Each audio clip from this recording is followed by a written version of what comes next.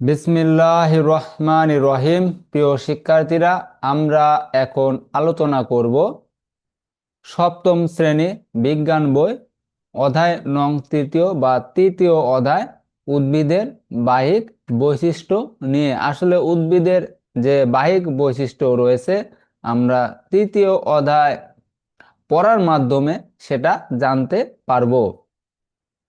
তো আমরা পড়ি, কখনো কখনো উদ্ভিদের মূল, কাণ্ড ও পাতা এমনভাবে রূপান্তরিত হয় যে তাদের চেনাই যায় না।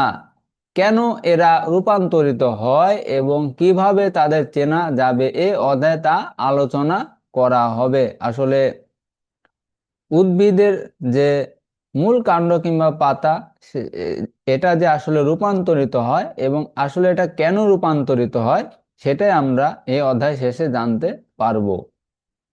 তো আমরা আসলে নিচে কিছু উদ্ভিদের আসলে ছবি দেখতে পাচ্ছি। এগুলো আসলে উদ্ভিদের রূপান্তরিত অবস্থা।